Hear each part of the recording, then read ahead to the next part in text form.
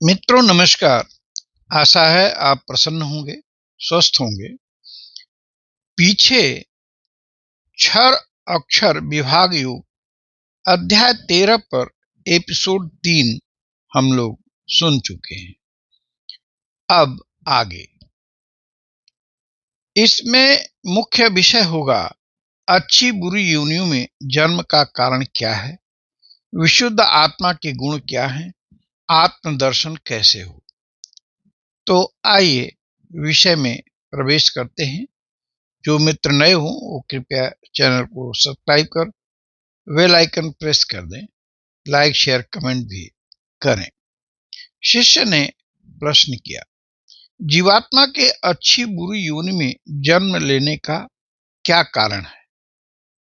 गुरु ने कहा, पुरुषः प्रकृतिस्थो ही भुंक्ते प्रति जान गुणान कारणम गुण संगोस्य सद सद्योनि जन्मसु। अध्याय 13 का 21वां श्लोक। तो आइए इसे समझ लेते हैं। यहाँ जो प्रकृति आई है उसे गीता 7/14 की प्रकृति या मम माया को समझना चाहिए। अध्याय 7 के 14वां श्लोक है, दैवी हेषा गुणमयी मम माया दुरत्यया मामेव जे प्रपद्यन्ते मायाम एताम तरन्ति ते।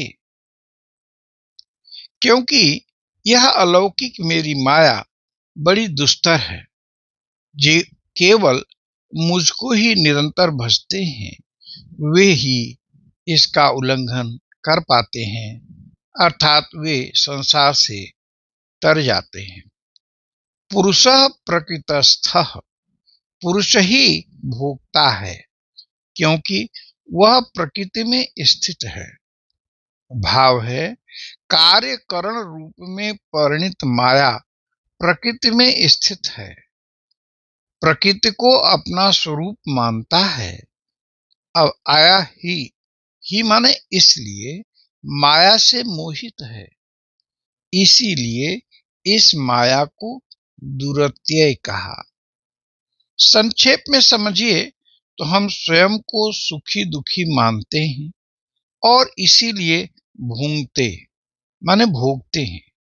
प्रकृति जान, प्रकृति में स्थित ही पुरुष प्रकृति से उत्पन्न त्रिगुणात्मक पदार्थों को भोगता है और इन गुणान यानी गुणों को गुण संगोस्य यानी भोग ही इस जीवात्मा के सद सद्योनि जन्मसु अच्छी बुरी योनियों में जन्म लेने का कारणम की कारण है।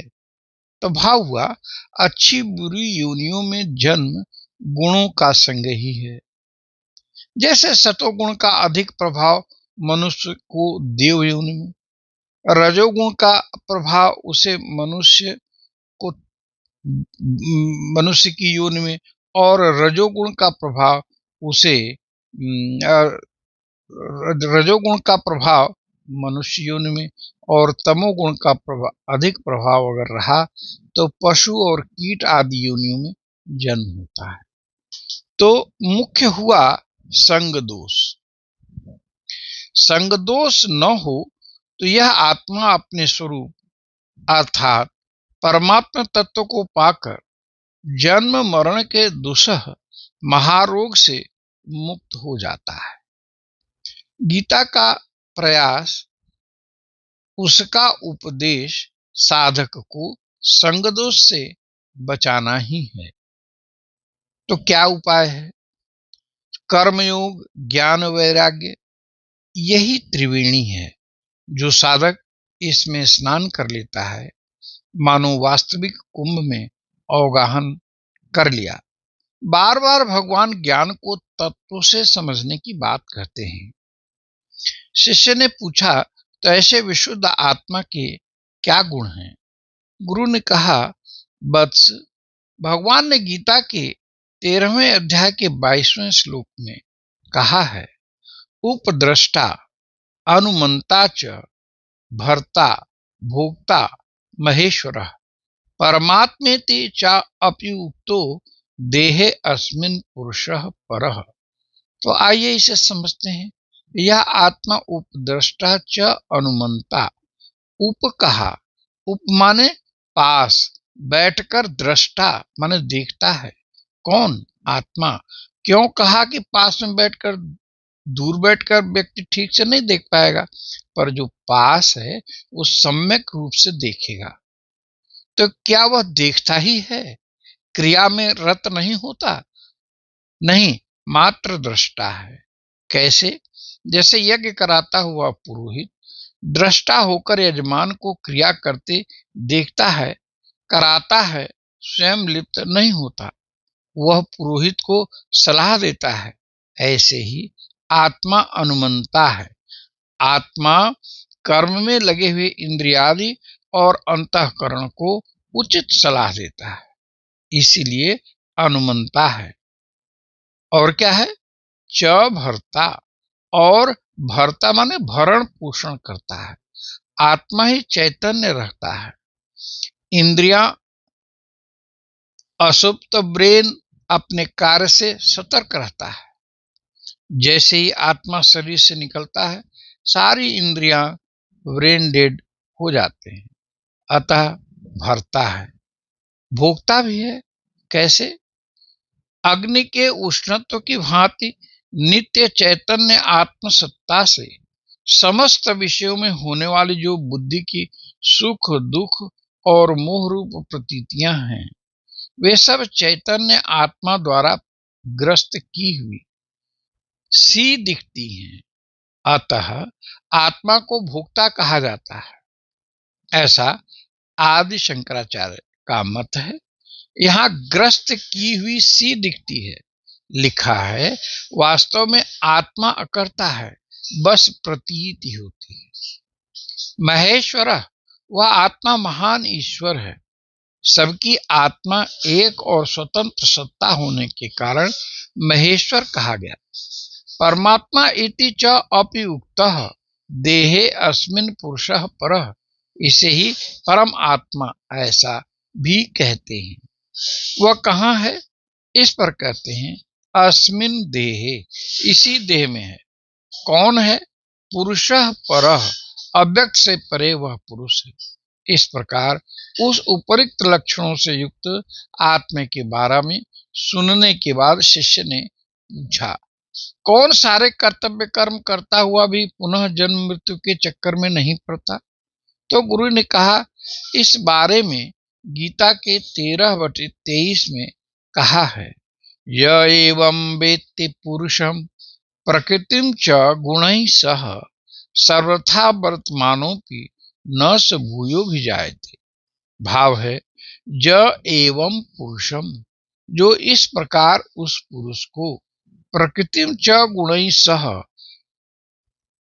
और प्रकृति को गुणों के साथ वेत्ति, वेत्ति माने तत्व से जानता है। तो प्रश्न है, तत्व से जानना क्या है? यह सारा विश्व जो दिख रहा है नाशवान है, इस क्षण है, अगले क्षण का पता नहीं, जड़ है, नित्य नहीं रहने वाला है, अनित्य है। तथा जीवात्मा नित्य है, चेतन है, विकारी नहीं है, अविनाशी है, शुद्ध बोध स्वरूप है, सच्चिदानंद स्वरूप परमात्मा का ही सनातन अंश है। ऐसा समझ तो क्या करे? माइक पदार्थों से संग्रहित होकर परमात्मा से एक ही भाव से नित्य स्थित हो जाए, यही तत्व से जानना है। जो तत्व से जानकर जब मन को वासुदेव से जोड़ लेगा, तब सर्वथा वर्तमानों भी सब प्रकार से वर्तते हुए भी न स भूयो विजायते, वह पुनः जन्म नहीं लेता। अब ऊपर के प्रश्न का उत्तर पूरा हुआ, पर शिष्य कहता है पुनः जन्म क्यों नहीं लेता? इसलिए कि पुरुष और प्रकृति को उसने तत्व से समझ लिया। समझने के बाद मन को माया से हटाकर परमात्मा से जोड़ लिया, तो कर्म करते हुए भी फल नहीं पाएगा। जब कर्म फल शेष नहीं होगा तो जन्म कैसे होगा? वो तो मुक्त ही हो जाएगा। गुरु से इतना उपदेश सुन शिष्य को जिज्ञासा हुई। वह पूछा, तो आत्मदर्शन कैसे हो? गुरु ने कहा, उत्तम बात। भगवान ने अर्जुन से कई मार्ग बताए। 13/24 में कहते हैं, ध्यानेन आत्मनि पश्यन्ति केचित् आत्मनमात्मना अन्ये सांख्येन योगेन कर्मयोगेन चापरे।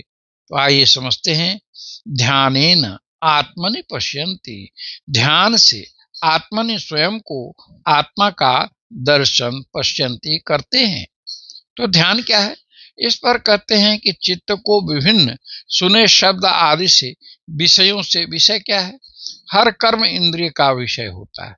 जैसे नेत्र का दृश्य, घ्राण का गंध, कान का शब्द, त्वचा का स्पर्श। इंद्रियों को हटाकर उनका मन में निरोध करें और मन को बस में करें।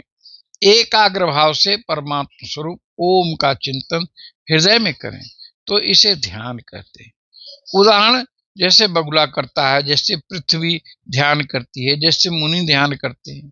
तैल धारा की भांति निरंतर अविच्छिन्न भाव से परमात्मा चिंतन करने को ही हम ध्यान कहते हैं। ऐसे ध्यान द्वारा, जिसको अध्याय 6 के 11 से लेकर 32वें श्लोक तक, केचिद आत्मनो आत्मना, कितने ही योगी लोग आत्मा से आत्मा का दर्शन करते हैं। अन्य सांख्येन योगेन, और कुछ अन्य सांख्य योग से आत्मदर्शन करते हैं। सांख्य योग क्या है? इसे गीता के अध्याय 2 में 11 से 30 में देखना चाहिए।